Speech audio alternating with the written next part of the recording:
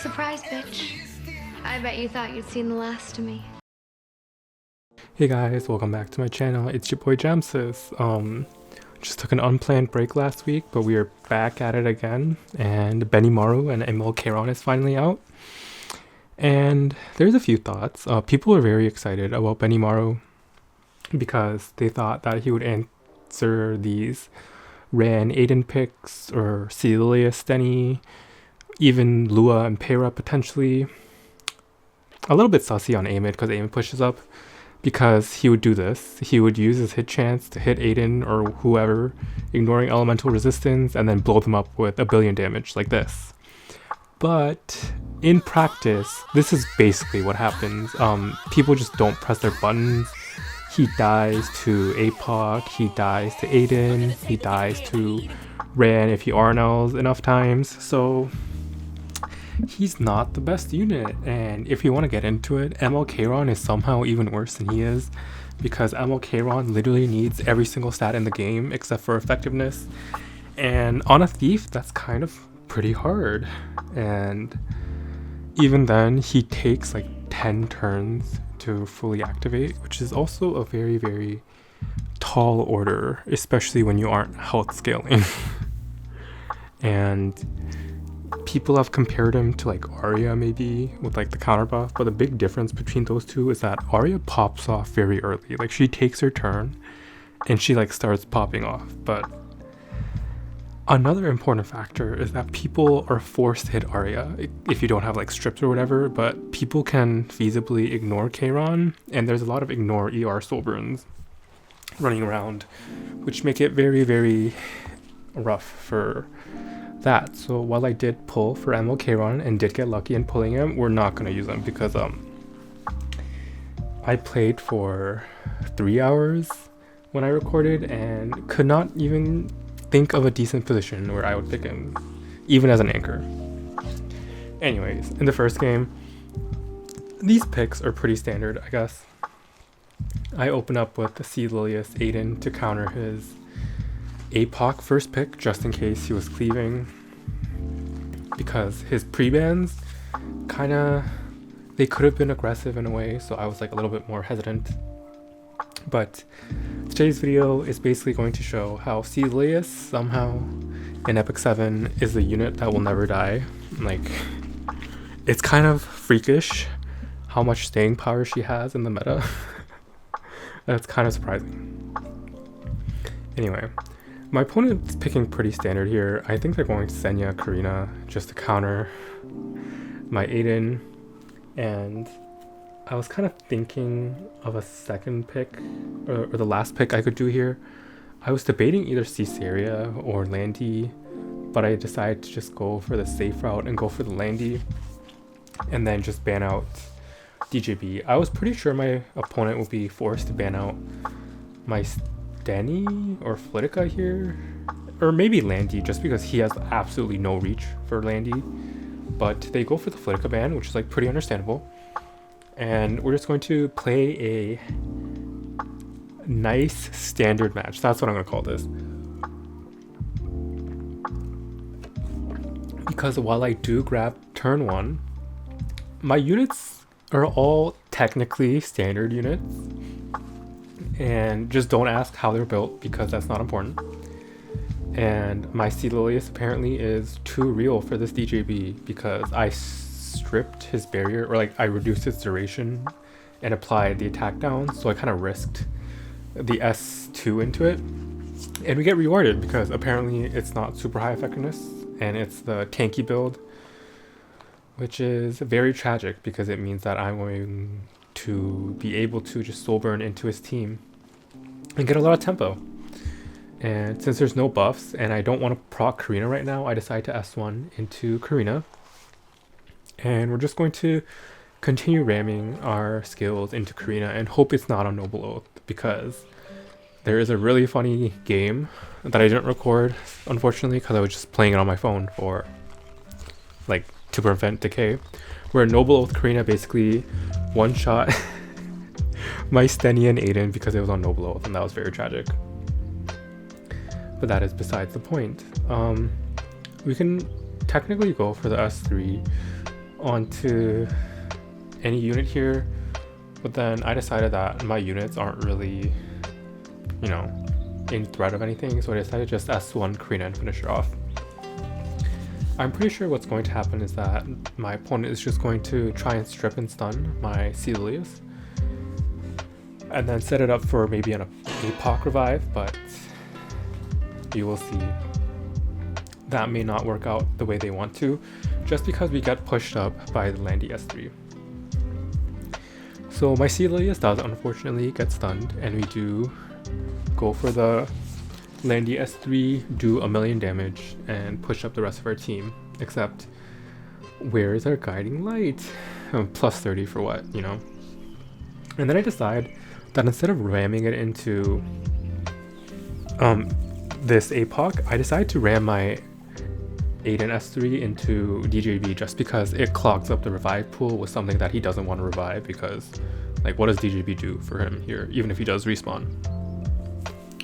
And since my whole team's immune to damage, like, my opponent's kind of just forced to ram the S3 into Aiden, but luckily we do get justice and we do dodge, so Lilias kind of dunked all over his team with, you know, the dual attack pulls and debuffing cleansers because effectiveness is a better stat.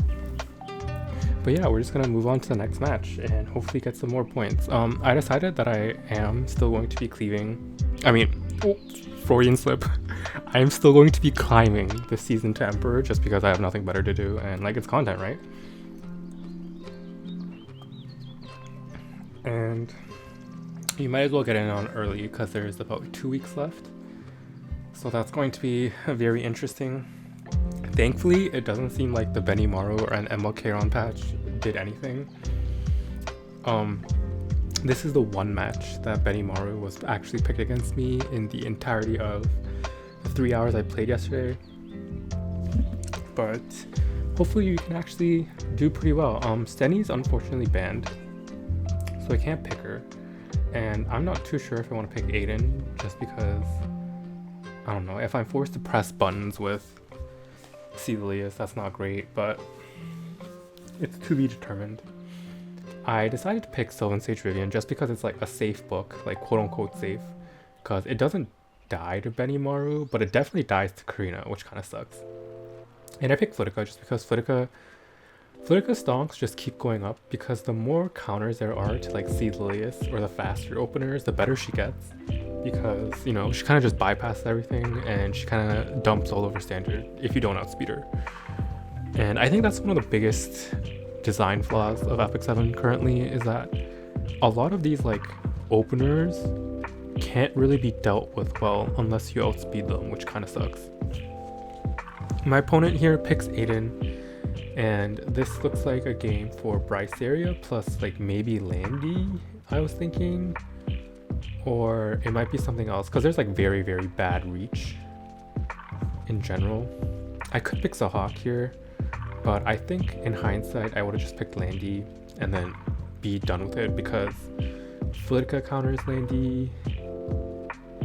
No, Flitica counters Aiden, Landy counters Aiden. So we could have done that. But my opponent picks, what's her face, Winter, and I'm forced to respect ban it because I'm not too sure how fast it is. Like, I know 290 Winters exist, and that's within, you know, speed RNG range, and I didn't feel like banning Benimaru. Like, what can you do? Anyway, it turns out this Benimaru was like kind of slow, and his artifact didn't proc, but I'm not too sure if that's like free to play artifact or if he's just on something else, so I'm just forced to do something else with my turn. We land a hit on Aiden, which is kind of funny, and we unluckily did not land the redirect to provoke on the stupid Karina, so we're forced to S3 it. I did this because my Lilias is actually much higher effectiveness than my Flitica, so there's like a higher chance of landing, but you know, 15% is like really fun and cool. So not much you can do about that. The Karina also counters us and does a big chunk of damage because it death breaks. We proc Karina, but again, Karina can't do her stupid S3 and one-shot my Sylvan Sage Rivian, so I'm like hoping that I'm fine, question mark. Yeah, we're hoping. We're coping. But it still looks winnable, and this is what I meant by like Benimaru. If you don't activate him, he doesn't do anything. Like all my units went, they're all pretty like uncontested, if I'm being really honest. And since Benimaru doesn't do his, well, it's not that he doesn't do his his S3. It's that since he doesn't have his special buff, he doesn't proc his S2 here. But it turns out this Benimaru is actually on portrait, and that's enough to one-shot my Sahak, so that's kind of tragic. But we are able to get like a pretty hefty chunk of damage in to this Benimaru, and I'm hoping that I'll just be able to lap and maybe kill him off with his Sylvan Sage Rivian. We're not in the greatest spot, but it should be fine, I'm hoping. We have Flitica to drag into Sylvan Sage Rivian. Oh. Okay, he gets a lucky dual attack, and then he's able to proc his S2, but it doesn't pen as much damage. But oh, that actually did a lot more than I thought it would. And I was actually contemplating just pressing S3 here because, like, you know, might as well. Because Benimaru literally did his whole kit and now he doesn't do anything anymore. And I'm pretty sure he's not going to survive another Sylvan Sage Rivian turn. We kind of just have to pray for the 50-50 pull, and we do get it, so that's some luck for us this game. But unfortunately, our Flitica, oh, no, actually she does survive, based. And so it's not looking too hot. Okay, so apparently this arrow is on counter too, so like rip Flitica. Hopefully we can kill this arrow well with Sylvan Sage Rivian. I'm sure this Krina will stop countering someday, and that fucking Uberius Tooth damage, or like Rocket Punch, whatever. You know, it's like Uberius Tooth side grade. There's a lot of damage to our thing, but we're just going to look to kill this Arrowwell off as soon as possible, and then hopefully our Sea Lilias plus Sylvan Sage Rivian should be able to solo him down. But he does land a defense break, which really hurts, by the way, because the, what's that thing called? The Uberius Tooth damage, it actually does ignore defense itself, so being death broken on top of damage ignore does a lot of like damage, because defense doesn't scale linearly or whatever, but you guys knew that, or like I hope you did. We proc Karina and she is countering literally 100% of the time. Celius actually does die to this, and I'm not too sure if my Sylvan Sage Rivian can lap around to kill, but we barely just managed to not lap and get killed by this Karina and emoted, which is tragic because we only lost due to a 15% and a dual attack. And I guess the counters, but like, who's counting? But yeah, in any other universe, I would have won there, and that's like the one demonstration of even how Sea Lilias or other openers can just beat Benimaru, because while in a perfect scenario on paper, Benimaru does counter them. Like I've said this over and over again with like multiple other counter units, they can just press nothing. They force you to draft in a way where it's kind of like 50-50 to speed race them, especially if you don't have speed gear. And then after you do draft your counters into them, they can just not press them, and then you lose anyway. So I think we're like 0 for 4 onto counters for like Celius and co. So maybe like 5th time's the charm or whatever, and the next time SG will get it right. But we're going into the next match, and basically it looks like the teams are reversed, where right side kind of drafts like I would. Well, that's not true, because I wouldn't really draft Politis or Flan or Operator Cigarette, to be honest. But not having Celius, very weird champ for my account. I picked Kayron because my opponent has like really shitty strips. Well, strips that aren't first turn. And my Kayron is on ER, so he should be able to like solo the majority of his team, hopefully.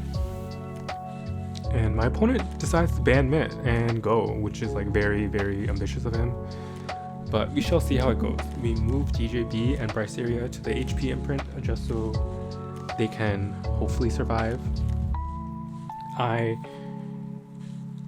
am not too sure about this draft, but I think it'll work out because if Politics does end up killing my Bryceria because I pressed S3 with my DJB, it means that her immortality is probably gonna get stripped by this Politics, and then if Briar Witch dies, I can just bring her back with APOC S3 because after she dies, things can get revived. So like, it's not that much of a shitty draft, I promise. But anyway, I think my opponent drafted Opsig here. Well, actually, I'm not too sure because my team didn't have any barriers, but maybe they drafted it as an attack buffer? Question mark? But we'll see. Politics does proc, but my Bryceria on full damage is also on 200 ER. Surprise. Just kidding. And she actually does resist everything. So they try to just run into DJB, but I don't think it matters too much because Bryceria is going to tear his whole team apart. But in my defense, if Bryceria did die here to Politics, nothing would have changed because APOC would have just brought it straight back and we would have been just fine. But Lilias is not uncounterable. It's just she's a very, very difficult unit to get work a lot of the time. My opponent rips the Opsig S3 here. I think they were just hoping to get the immunity stripped and like everything else stripped from Kayron, but surprise, my Kayron's actually on ER because degen units without ER is really hard to run nowadays. We kill Aiden through miss, bring DJB back, and I don't know, there's not much to say. They're my opponent's like pretty much cooked. I could go for the safe play here and S3 C Lilias, and that's what I wanted to do. But then I remembered, since we're not showcasing ML Kayron, you might as well go for the fun play in S1 and delete his team. So yeah, I'm very sorry if you're expecting ML Kayron games from me. Well, she tried. I don't know if you knew this, but I'm actually a free-to-play player. So I don't have 600 gear score in lifesteal just waiting around to make work. So that is the Kayron showcase in this video, other than my, like obvious rep, because he is really hot and he's got that K-pop aesthetic that I really like. Anyway, for the final match of this video, we're up against Saylas. Is this the final match? I'm not sure. It might be. We'll see. Editing me will notify you somewhere, or you can just look at the length of the video. But they look familiar, but I'm not too sure about who they are. But like, if you have a problem, just throw C Lilias at it. I'm sure it'll work out. And that's what I end up doing. But my opponent picks 2 speed imprints here, like 2 really cleavy speed imprints. So I decide, instead of racing them like I want to, I'm just going to tank down for once in my life. And then I end up picking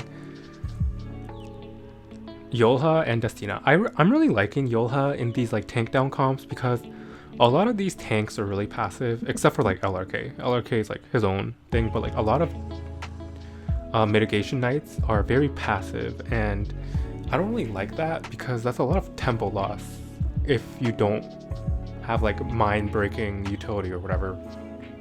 But I don't own any of those ML knights, so like we have to make do with Yolha because she has a very niche, not niche, but she has a very fun use of one-shotting squishies. So my opponent goes for fucking Amid Aloz, and I want to die